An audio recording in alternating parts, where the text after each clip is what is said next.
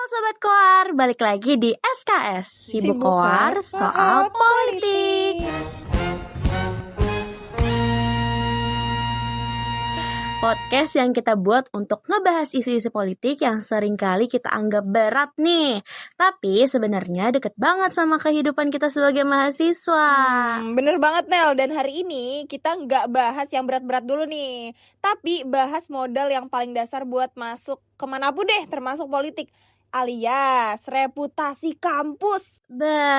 Alias banget tuh. Nah, gue sering banget nih lihat ya, Del, pasti ada aja kan orang di kampus yang sibuk banget, kayak sibuk eksis, terus ikut banyak kegiatan, tapi tuh niatnya cuma cari popularitas doang, bukan nyari yang ya gimana lah gitu Sayang ya. banget. Nah, abis itu sekali dapat kasus nih, reputasinya tuh langsung anjlok gitu, langsung jeblok.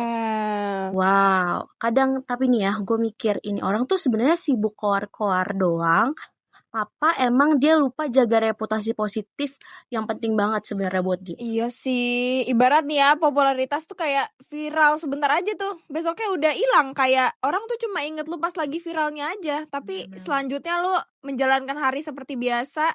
Dan ibaratnya ya reputasi kayak IPK aja gak sih? Gak tertulis ibaratnya, tapi pengaruhnya gede banget sampai lo kerja, lo lulus, bahkan berpolitik nanti. Jadi emang reputasi tuh sebenarnya apa yang orang pikirkan saat denger nama lo aja sih ya. Bener banget.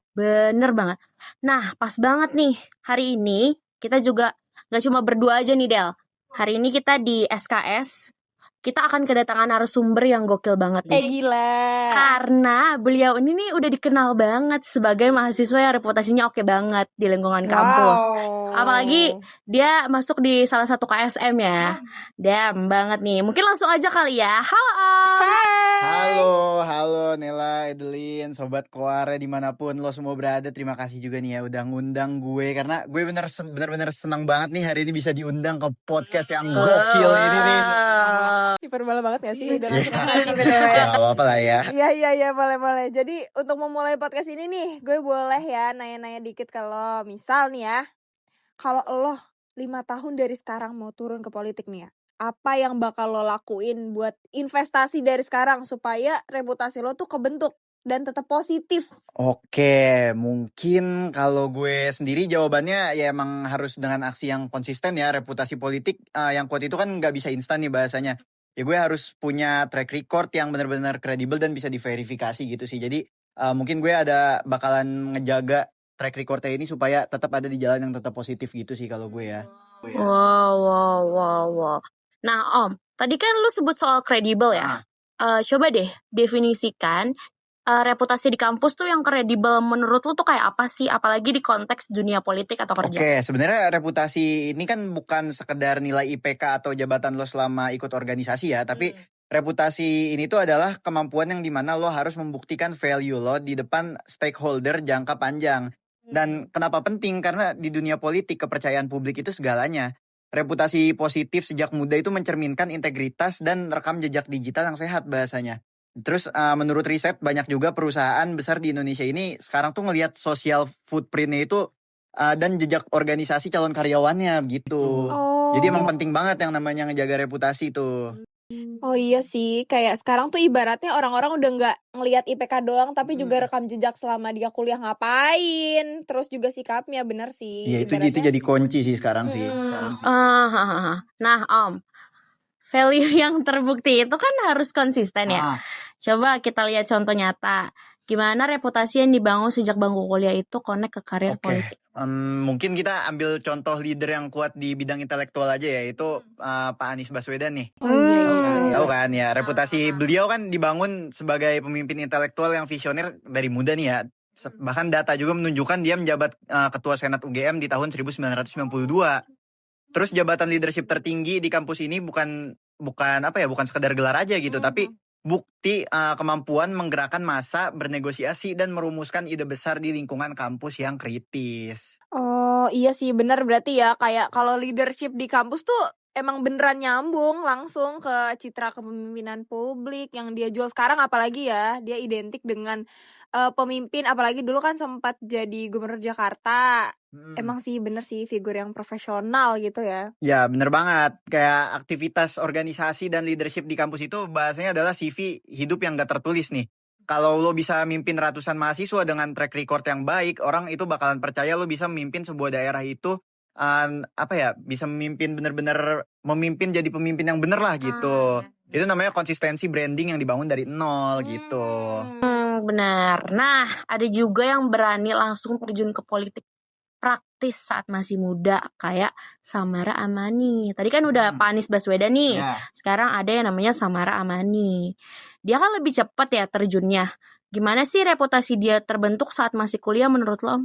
Kalau menurut gue sih ya, Samara Amani ini tuh menunjukkan tipe reputasi mahasiswi berprestasi yang bahasanya berani ambil resiko dan masuk ke dalam sistem itu sendiri gitu. Jadi riset dari media ini juga menunjukkan dia itu nggak cuma fokus di organisasi internal, tapi juga magna cum laude yang menunjukkan disiplin akademis dan langsung magang di Balai Kota DKI saat masih S1. Ini menunjukkan juga ya reputasi yang dibangun bukan cuma pintar tapi punya keberanian mengambil action di ring perpolitikan itu gitu. Oh iya benar-benar. Kalau gue lihat juga track recordnya Samara nih, dia sempat juga terjun ke parpol kan, dia juga masuk PSI. Nah berarti ibaratnya dia sadar ya kalau mau keluar-keluar politik, berarti dia harus punya kursi juga dong di dalam sistemnya. Benar, reputasinya itu dibentuk oleh dua hal nih. Yang pertama itu kompetensi akademis dan yang kedua ini adalah keberanian menyuarakan isu perempuan atau anti korupsi sejak awal karir. Jadi reputasi ini juga membentuk persepsi publik sebagai politisi muda progresif yang nggak cuma ngejudge dari luar tapi berani ngubah juga dari dalam. Gila, penting banget dong berarti ya. Ibaratnya nggak cuma komplain doang, tapi beneran ngubah dari sistematikanya ini ya. Nah itu dia. Penting banget sih. Jadi berarti kalau kita tarik relevansinya ke mahasiswa yang sekarang, attitude di kelas, terus relasi sama dosen apalagi, terus juga rekam jejak di media sosial itu berarti semuanya beneran nyambung ya sama reputasi masa depan. Benar banget, itu benar-benar nyambung banget. Satu tweet yang nggak bertanggung jawab atau attitude buruk ke dosen itu bisa ngancurin reputasi lo bertahun-tahun. Reputasi itu bahasanya fragile ya, mudah rusak. Gue sering juga nih lihat mahasiswa yang pinter tapi nggak konsisten dan suka bikin drama dan networkingnya jadi terbatas. Apalagi kan ya tadi yang udah gue mention ya, kalau misalnya di zaman sekarang tuh apa-apa ngelihatnya dulu dari internetnya kayak gitu-gitu sih. Jadi emang beresiko banget nih. Oh, oke Om. Jadi memang ya pembahasan kita nih emang ngeri banget nih hari ini ya. Iya, ngeri banget ya, jujur. Jadi sebenarnya intinya kalau attitude kita di kampus udah buruk, reputasi kita tuh rapuh ya kan. Iya. Jadi kita bisa simpulkan nih hari ini, reputasi itu terbentuk dari apa yang kita lakukan hari ini, bukan besok tapi literally hari ini, detik ini pun.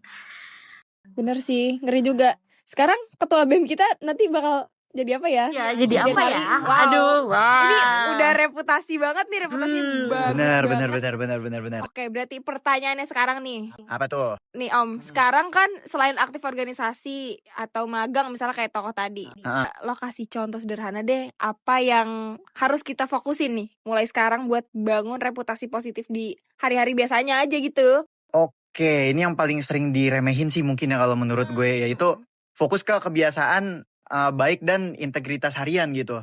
Jadi berfokus dari hal kecil aja nih, kayak contohnya yang pertama konsisten kerja. Ini artinya tepat waktu saat janji rapat. Kan biasanya sekarang suka ada tuh ya teman-teman kita yang kalau misalnya diajakin rapatnya jam 6 nih misal, rapatnya datangnya jam 7. Jadi biasanya bilangnya jam 6, mulainya mah jam 7 gitu kan. Ya kayak gitu kan biasanya. Dan harus tetap profesional juga ya saat mengerjakan tugas kelompok dan juga bertanggung jawab. Kalau lo nggak konsisten sama janji kecil, orang itu nggak bakal percaya lo bisa konsisten sama janji politik lo yang lebih besar nanti gitu. Terus yang kedua ini juga ada integritas akademik yang dimana ya kita harus harus menggaungkan inilah, karena di Indonesia ini masih marak banget yang samanya nyontek, plagiat, dan juga asal ambil data. Nah kita harus benar-benar menggaungkan jangan nyontek, jangan plagiat, dan juga jangan asal ambil data. Karena ini menunjukkan kalau lo itu punya value kebenaran dan ini juga bisa dibilang modal besar atas dasar kejujuran gitu. Nah, buat ketiganya juga ada rekam jejak digital yang sehat, yang dimana jangan pernah lo bikin drama yang gak penting atau keluar-keluar kebencian di sosial media lo. Ini harus bener-bener dijaga banget sih ya. Terus digital footprint lo itu bahasanya adalah resume permanen lo gitu. Jadi riset itu menunjukkan recruiter pasti bakalan scroll medsos calonnya sendiri gitu. Bener banget ya, bener banget. Sekarang soal HRD juga, Iya. wah di mana-mana kita kalau mau ini benar-benar ditanya semua sosial media kita ya. Iya. Aduh. Jadi sebenarnya ini intinya tuh reputasi bukan soal pencitraan atau gimmick yang tiba-tiba dibuat menjelang lulus, ya kan Om? Ya jelas, bukan dong ya. Reputasi ini tuh bahasanya adalah authenticity gitu. Coba nih lo bayangin aja ya, reputasi itu adalah nilai asli lo di mata orang lain. Nilai asli itu dibentuk dari kebiasaan baik yang lo lakukan tiap hari. Kayak disiplin, etika, dan kontribusi. Itu semua harus dibangun terus-menerus, terus dilihat orang, dan teruji dalam jangka panjang. Itu kunci utamanya. Jadi, kalau lo mau jadi politisi, pengusaha, atau akademisi 5 tahun dari sekarang, modal utama lo ya 3 hal itu tadi gitu yang udah gue sebutin. Iya ya, disiplin, etika, dan kontribusi. Jujur gue belum punya tuh ketiga-tiganya. Lu udah Ya, punya belum, mungkin- Nel? Seiring berjalannya waktu lah ya. Lu nanya gue, lo aja belum punya, apalagi gitu. gue. Semoga ya seiring berjalannya waktu Semoga, ya. semoga. Seiring berjalannya waktu. Benar Sobat Koar, gue sama Nela udah setuju banget. Kalau kita lihat Ani sama Samara ya, modal mereka kan sebenarnya konsistensi action sebelum itu. Sebelum mereka benar-benar terjun ke dunia pekerjaan, dan reputasi itu bukan janji sebenarnya, tapi beneran bukti nyata nih. Jangan cuma sibuk koar-koar di grup WA, Instagram, tapi sibuk juga bangun kualitas diri lo buat di masa depan. Betul banget. Modal politik masa depan lo itu tuh ada di tangan lo sekarang.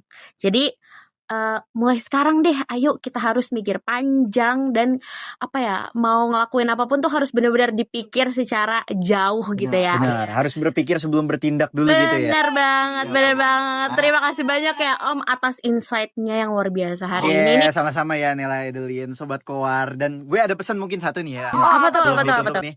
Itu jangan pernah lelah jadi mahasiswa yang kritis dan berintegritas. Karena itu modal lo yang paling berharga buat lo menjalani hari-hari lo ke depannya nanti. Mantap Om, mantap banget nih. Nah Sobat Koar, sebelum kita benar-benar tutup, ingat kata-kata Om tadi. Reputasi itu adalah authenticity yang lo bangun setiap hari.